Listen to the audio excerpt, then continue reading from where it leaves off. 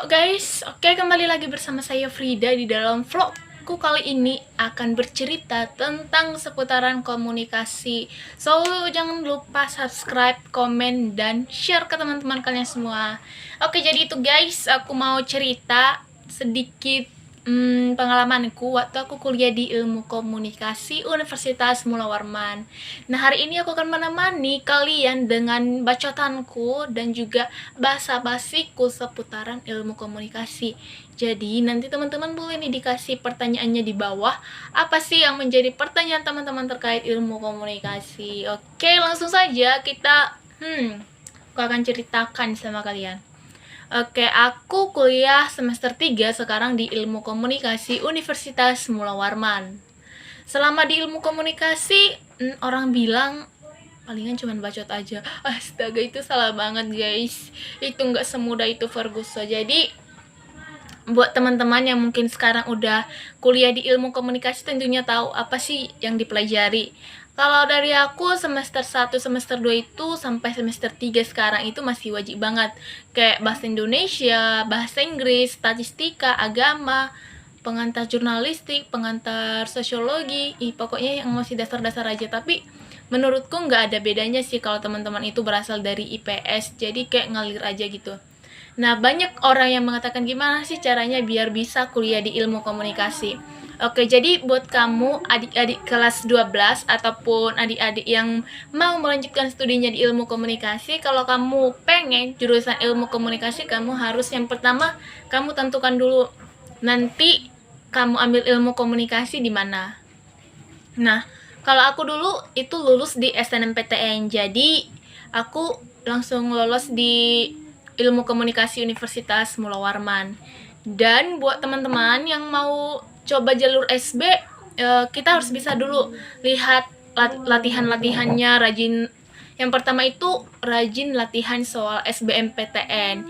Yang kedua ini ada ikuti bimbel agar fokus belajar. Jadi teman-teman kalau misalkan punya kegiatan yang kosong, terus itu masih punya rezeki, boleh nih dicoba, yaitu dengan ikuti bimbel.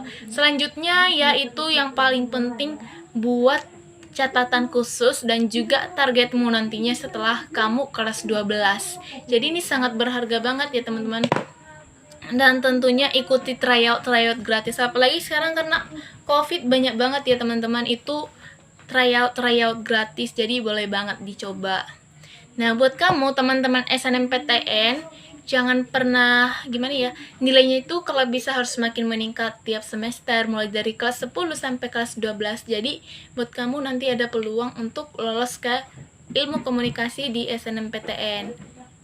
Terus yang paling penting di sini yaitu bagaimana sih cara kita untuk melihat peluang, kemungkinan seberapa persen sih kita diterima di ilmu komunikasi dibandingkan dengan pilihan-pilihan lain.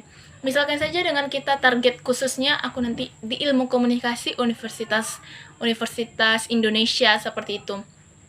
Kita harus bisa menyesuaikan antara nilai kita dan juga peluang kita nantinya di mana sih kita pantasnya di Ilmu Komunikasi universitas yang satu ini atau universitas yang lain.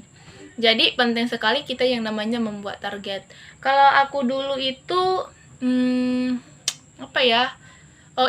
aku waktu SNMPTN itu, jadi aku urutkan semua nilaiku mulai dari kelas 10 sampai kelas 12, dan di situ emang naik banget.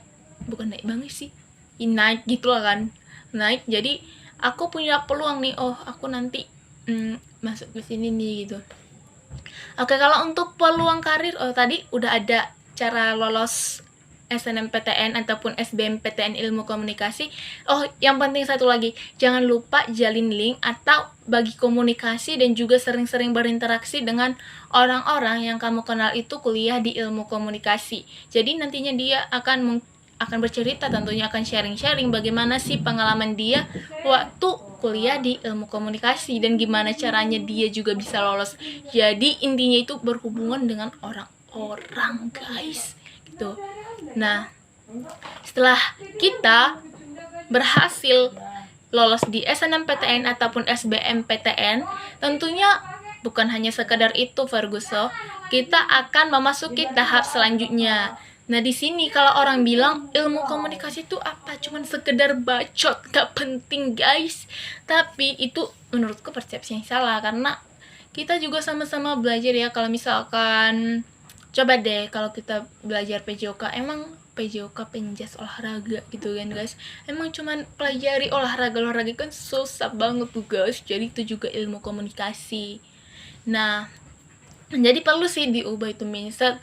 Kalau ilmu komunikasi cuman yang penting jago ngomong. Oh iya teman-teman, aku cuman mau bilang nih, komunikasi atau public speaking itu bukan ada sejak kita lahir, tapi bisa dilatih. Kalau kita latihan terus, apa sih yang nggak bisa? Jadi itu, guys. Oke, selanjutnya untuk peluang karir aja di ilmu komunikasi itu sangat banyak, mulai dari PR atau humas, kemudian bisa masuk merambah ke presenter. Oh ya, bahkan nanti kalau di ilmu komunikasi, kalau di universitasku sendiri itu ada dua, antara komunikasi massa dan komunikasi korporat. Kalau komunikasi massa ini lebih mengarah ke media gitu, media atau jurnalistik dan juga kewartawanan. Kalau misalkan korporat itu lebih mengarah ke humas ataupun PR.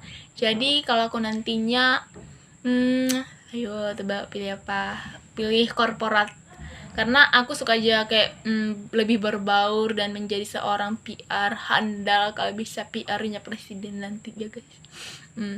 Jadi di situ kita bisa lihat mulai dari kita maba, kita harus rajin-rajin nih lihat peluang-peluangnya itu pastinya akan semakin nambah kayak gitu. Jadi nanti teman-teman jangan salah, kalau ilmu komunikasi itu hanya stagnan di situ aja, banyak banget peluang kerjanya kalau teman-teman bisa lihat. Dan kalau sekarang ilmu komunikasi juga menduduki jurusan favorit atau prodi favorit di Indonesia, bukan hanya di Indonesia, bahkan seluruh dunia gitu. Jadi teman-teman yang punya kerinduan buat kuliah di komunikasi boleh banget dicoba. Bukan hanya sekedar mencoba, tapi bagaimana sih kita menuntaskan apa yang sudah kita mulai. Oke, kalau dari kata seniorku, kuliah di komunikasi itu keren banget. Dan aku udah ngerasain banyak banget hal-hal baru di mana kita akan bertemu dengan orang-orang yang luar biasa. Tuh, guys.